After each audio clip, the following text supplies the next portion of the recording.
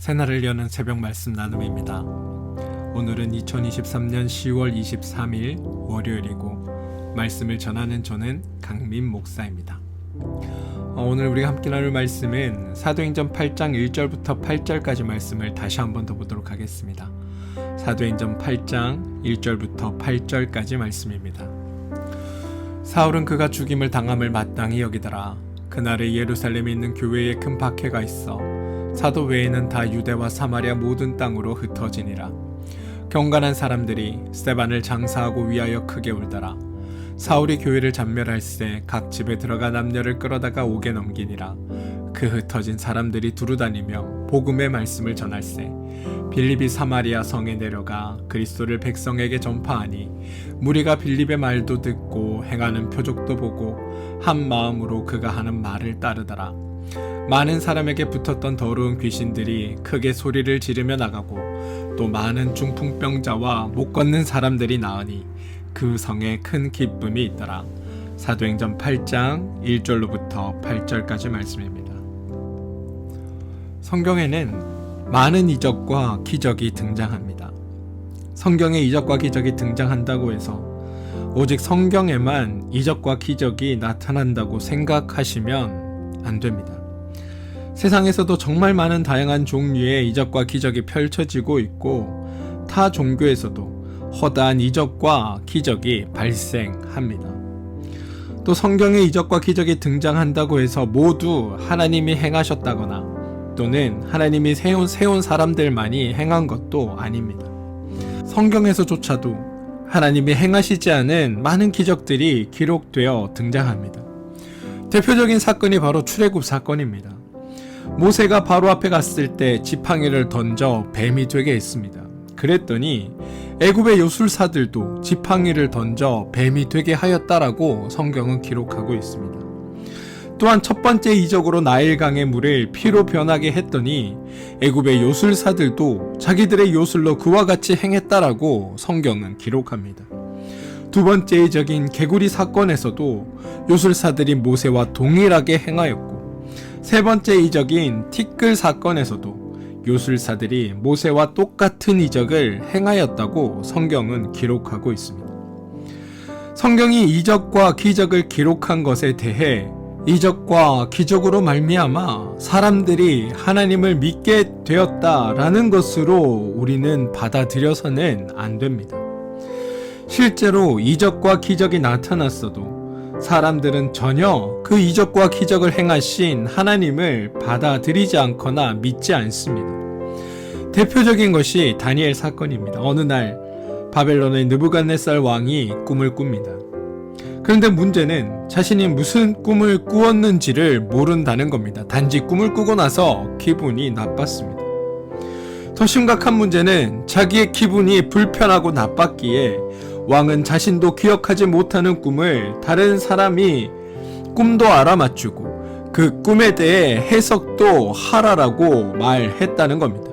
그것을 사람들에게 요구했습니다. 이때 다니엘의 해성과 같이 등장합니다. 그리고 꿈도 맞추고 해석도 해냅니다. 이때 느부갓네살 왕이 하는 말이 있습니다. 다니엘서 2장 47절인데요. 너희 하나님은 참으로 모든 신들의 신이시요 모든 왕의 주제시로다. 내가 능히 이 은밀한 것을 나타내었으니 내 하나님은 또 은밀한 것을 나타내시는 이시로다 라고 얘기합니다. 근데 여러분 그러고 끝입니다. 아니 이렇게 멋지게 신을 높였으면 신의 지혜와 능력에 감탄했으면 그 신을 자신의 신으로 믿어야 하는 것 아닙니까? 그런데 이런 예상을 느부갓네살 왕은 뒤엎고 그냥 다니엘에게 상을 내리고 여전히 자신이 섬기는 바벨론의 신을 그대로 섬길 뿐입니다. 복음서에서도 많은 증거가 나옵니다. 예수님이 허다한 이적과 기적을 행하셨고 유대인들이 단순히 옆에서 이적과 기적을 본 것이 아니라 자신들이 그 이적과 기적의 당사자들로 참여했습니다. 그래서 그 모든 혜택을 주님이 베푸신 그 모든 은혜를 누린 자들이 되었지만 그 이적과 기적을 통해 예수님을 영접한 사람은 성경에 거의 등장하지 않습니다. 성경이 이적과 기적을 동원하는 것은 놀라운 일이나 신비한 일을 펼쳐 보이기 위함이 아닙니다. 성경의 목적은 하나님을 알게 하는 것에 있습니다. 그런데 죄인들이 하나님을 알 수 없기에 하나님을 알 수 있게 하기 위한 수단으로 이적을 또는 기적을 사용했을 뿐입니다. 그런데 여러분, 여기서 우리는 한 걸음 더 나가야 합니다. 그리고 결국 이적과 기적이 일어났다 하더라도 그것이 죄인에게 보여졌다 하더라도 하나님을 알리는 것에 불과하지 하나님을 자신의 주라고 믿게 하는 일에는 가지 못했다고 얘기하고 있다는 겁니다. 성경은 기적과 이적을 통해 하나님을 알게 하기는 했지만 하나님의 자녀, 하나님의 백성, 하나님을 믿는 자가 되게 하기 위해서는 하나님의 은혜와 은총만이, 하나님의 그 구원하심만이, 하나님의 그 무한하신 사랑만이 그 일을 가능하게 한다라고 우리에게 설명하고 있다는 겁니다. 다시 말해, 우리가 하나님을 믿게 되고 하나님을 알게 되는 일은 하나님의 행하시는 일이다, 하나님이 하시는 일이다라고 성경이 우리에게 말해줍니다. 기적과 이적으로 하나님을 알게 되는 것이 아니라 하나님의 그 사랑과 긍휼과 무한하신 은총으로 말미암아 우리가 하나님을 알게 된다. 이게 성경의 고백이라는 겁니다. 그리고 이러한 관점을 이해하면서 사도행전을 우리는 읽어야 합니다. 사도행전에서 3,000명 또는 5,000명이나 되는 사람들이 하나님을 믿는 것에 대해 사도들이 설교를 잘했다거나 병자를 고쳤다거나 능력을 행한 결과로 그런 일들이 일어났다라고 성경은 말하지 않는다는 겁니다. 물론 스토리 전개상 제자들이 다른 언어로 말하는 사건과 베드로 설교 다음에 하나님을 믿었다라는 사건이 동시에 나와 사도들의 놀라운 능력으로 말미암아 그들이 하나님을 믿었다라고 오해할 수 있게 하지만 성경은 오직 하나님이 그 일을 하셨다라는 것을 우리에게 말하고 있음을 기억하셔야 됩니다. 이것을 보여주는 또 하나의 증거가 8장에 나오는 빌립의 전도 그리고 시몬의 반응입니다. 예루살렘에 박해가 있어 여러 사람이 여러 지역으로 흩어졌는데 빌립은 사마리아로 내려갑니다. 8장 5절 이하에 빌립이 사마리아 성에 내려가 그리스도를 백성에게 전파하니 무리가 빌립의 말도 듣고 행하는 표적도 보고 한 마음으로 그가 하는 말을 따르더라. 많은 사람에게 붙었던 더러운 귀신들이 크게 소리를 지르며 나가고 또 많은 중풍병자와 못 걷는 사람이 나으니 그 성에 큰 기쁨이 있더라. 이런 구절을 읽을 때 성경이 강조하려는 것이 무엇인지를 우리는 잘 분별해야 합니다. 사도행전의 가장 큰 핵심은 하나님의 일을 행하는 핵심 주체가 누구냐는 겁니다. 사도들이 복음 전파와 하나님 나라의 확장을 위해 애쓰고 있는 것인가? 아니면 하나님이 죄인들을 구원하시고 구원한 성도들의 삶을 책임지고 돌보시며 하나님 나라의 삶을 살도록 후원하고 계신 것인가에 관한 것을 우리는 잘 분별해야 한다는 겁니다. 사람들은 너무나 간단히 사도들이 사명을 가지고 충성하고 있다라고 생각합니다. 처음에는 베드로의 활력이 나타나고 중간에 스데반과 빌립이 활동하고 후반부에는 바울이 두각을 나타낸다라고 여깁니다. 그리고 최종적으로는 오늘날 우리가 그 사명을 이어받아서 땅끝까지 복음을 전하는 사명을 완수해야 한다라고 말합니다. 그런데 성경은 그것이 아님을 강조합니다. 그 방식이 제자들과 집사의 대조로 확인됩니다. 제자들이 말씀을 전하는 사역을 전담한다고 스스로 결정하였고 사람을 뽑았고 계획을 진행시켰지만 정작 하나님의 일하심은 제자들의 의도와 다른 방향으로 진행됩니다. 접대를 위해 뽑은 집사들을 통해 하나님의 사역이 진행되는 겁니다. 제자들의 계획대로라면 제자들이 박해가 있고 고난을 받음으로 말미암아 하나님의 복음 전파는 실패하고 중단되어야 합니다. 그런데 그들 가운데 회방이 있고 박해가 있어도 말씀이 전해집니다. 그래서 사도행전 어디에도 복음의 전파의 주체자는 하나님이시다라는 구절이 없다 하여도 사도행전을 읽는 우리로 하여금 복음은 하나님이 스스로 전파하시고 복음의 전파자의 주체는 하나님이시구나라는 것을 우리는 깨닫게 되는 겁니다. 빌립이 사마리아에서 그리스도를 전파했다는 것은 당연한 일이 아닙니다. 오히려 기이한 일에 가깝습니다.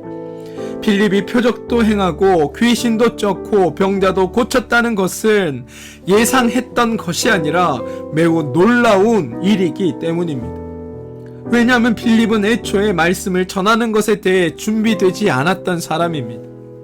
만약 빌립이 예루살렘에 있는 동안 이미 복음 전파에 탁월한 소질을 보였고 귀신을 쫓아내고 병 고치는 은사가 뚜렷하게 드러났다면 단지 빌립이 구제하는 일이나 접대하는 일을 전담하는 역할에 뽑혔을 리가 없습니다.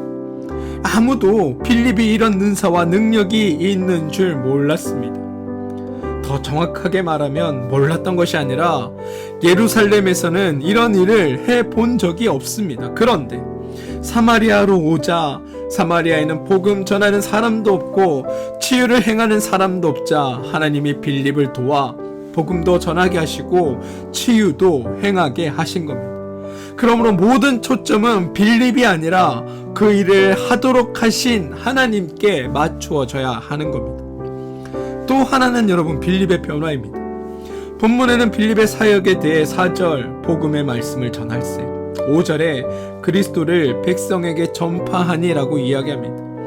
이렇게 간단히 나와 있지만 저와 여러분은 그 속에 담긴 의미를 파악할 수 있어야 합니다. 빌립이 복음의 말씀을 어떻게 전했을까요? 그리스도를 뭐라고 전했을까요? 오늘날 우리는 복음을 전하기 위해서 먼저 본인이 복음을 전할 만한 상황이 되어야 한다라고 우리는 말합니다. 그런데 여러분 그 관점으로 볼 때 빌립이 복음을 전할 만한 상황입니까?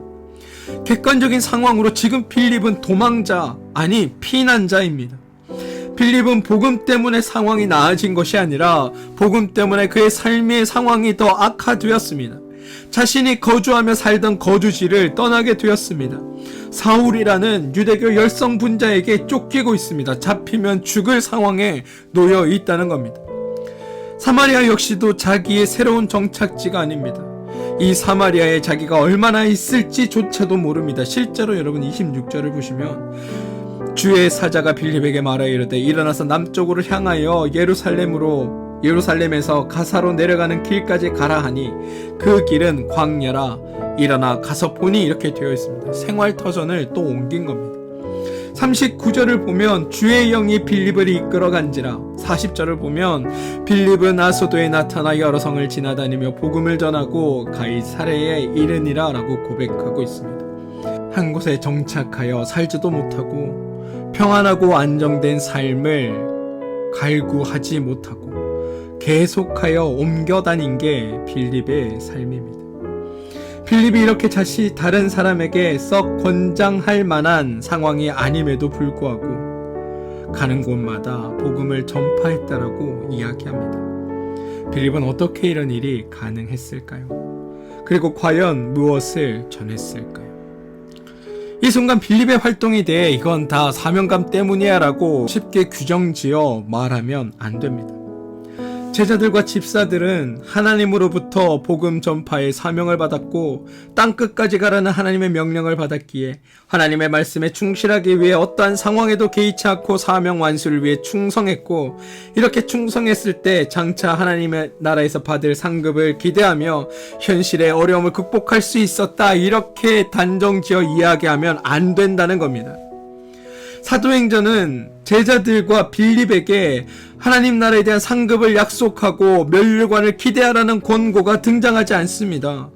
오히려 이 장면에서 상급과 면류관을 동기부여로 제시하는 것이 가장 비기독교적인 설명이라고 저는 여깁니다. 초점은 어디에 있는가? 빌립이 구원받은 것, 빌립이 성령을 받은 것, 빌립이 하나님의 자녀가 된 것을 어떻게 묘사하고 빌립의 행동을 어떻게 설명하는지에 그 초점이 맞추어져 있습니다. 가장 정확한 설명은 이미 빌립은 예수가 그리스도란 사실을 알았습니다. 즉 예수의 십자가 사건과 부활을 통해 자신에게 이루어진 구원이 어떤 것인지를 너무나 분명히 알고 있었고, 그것은 자신이 성도됨으로 말미암아 자신에게 이루어진 일이라는 것을 깨닫게 되었습니다. 그것이 깨닫게 되어지고 나니까 비록 나에게 박해와 피난이라는 이러한 어려운 상황이 있음에도 불구하고 이것을 거뜬히 감수하고 남을 만한 복된 일이 자신에게 이루어졌다는 것을 알게 되었고, 그러한 삶을 지금 빌립은 누리고 있었다는 겁니다.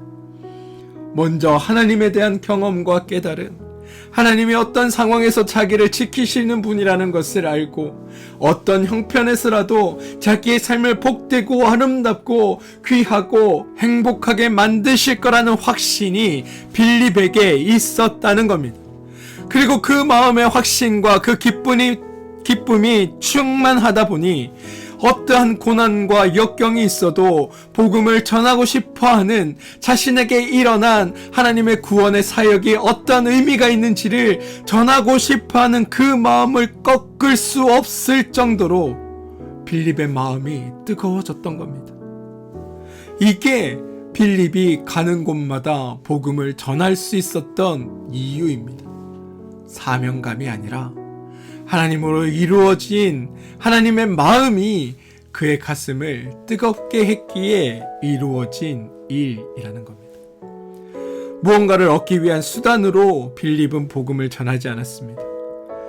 무엇으로도 복음을 전하려는 빌립의 그 충만함을 저지할 수 없었다. 이게 성경의 고백입니다. 빌립은 죄에서 구원받은 행복자였습니다. 하나님 나라를 유업으로 받은 풍성한 자임을 성령을 통해 깨달았습니다.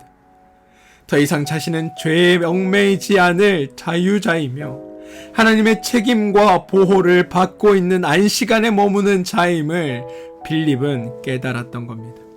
그래서 그 은혜와 감격을 주체할 수 없어 그것을 증거하려 한 것입니다. 그것도 삶으로, 그리스도 안에, 하나님 안에 살아가는 삶이 얼마나 복되고 아름다운지를 증거하려 했다는 것. 이게 빌립을 통해 이루어진 일들이고 성경이 이것을 기록하고 있는 까닭입니다. 그러한 빌립을 설명하기 위해 성경은 무엇으로도 빌립을 막을 수 없었다라고 설명하고 있는 겁니다. 사는 성도 여러분, 우리는 우리의 자리에서 자꾸만 우리의 신앙의 상태를 증명하도록, 또 그것이 증명되어야 믿음이 있는 사람처럼 인식되어 왔습니다. 내가 저 사람보다 더 믿음이 있는 사람이며 내가 저 사람보다 더 능력이 있는 사람임을 자꾸만 증명하도록 우리는 훈련받고 교육받아 왔습니다. 그래서 더 좋은 신앙인과 아닌 이들을 구별하게 합니다. 그러다 보니 하나님 안에 참 자유하고 행복하기보다 하나님을 믿는 믿음을 증명하고 드러내기에 바쁜 것이 우리의 신앙생활이 되었습니다. 그런데 여러분, 빌립을 보면 성경은 그 방식이 틀렸다고 우리에게 말해주고 있음을 깨닫게 됩니다. 신앙은 증명하는 것이 아니라 하나님으로부터 우리 가운데 이루어진 일을 깨닫고 누리는 일임을 성경은 우리에게 가르쳐줍니다.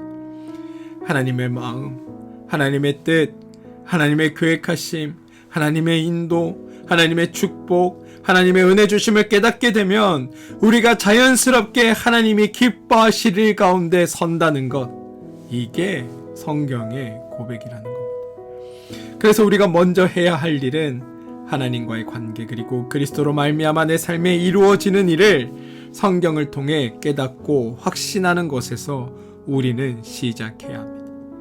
그리고 그것을 알면 그 감동과 은혜가 우리를 충만하게 할 것이다라고 성경은 우리에게 가르쳐줍니다. 사랑하는 성도 여러분, 이 순서를 잊지 마시기 바랍니다. 먼저는 하나님이 베푸신 사랑과 은총을 깨닫고 죄인이었던 나에게 이루어진 일들을 발견하고 알게 되고 그것으로 말미암아 감동되고 그것에 감사하여 그것 때문에 기뻐하며 세상을 승리하며 살아가는 존재가 되는 것, 그게 먼저입니다. 그것을 잊지 마시기 바랍니다. 바라기는 여러분 삶에 하나님의 감동으로 주체할 수 없이 하나님을 증언하고 증거하며 살아가는 믿음의 일들이 풍성히 일어나게 되길 주님의 이름으로 축원드리겠습니다. 하나님이 하셨고 또 하나님이 하실 것입니다. 함께 기도하겠습니다. 주님, 우리는 언제나 기뻐하고 웃을 일이 많아지길 소망합니다. 그러나 살다 보면 어쩔 수 없는 어둠이 우리를 찾아올 때도 있고 비통하게 울 수밖에 없는 날도 찾아옵니다. 하지만 하나님을 깊이 신뢰하며 사는 사람은 어둠 속에서도 빛을 발견할 수 있음을 믿습니다. 이 난감함 속에서도 벗어날 수 있는 길을 주님은 열어주십니다. 많이 기뻐하고 감사하며 살게 도와주시고 설사 어려움이 찾아온다 할지라도 어려움 때문에 주님께 등 돌리는 것이 아니라 어렵기에 더욱더 하나님을 의지하고 나아가게 도와주시옵소서. 그래서 마침내 우리가 상상한 것보다 더 밝은 빛 앞에 설 수 있도록 복 내려 주시옵소서. 예수님의 이름으로 기도합니다. 아멘.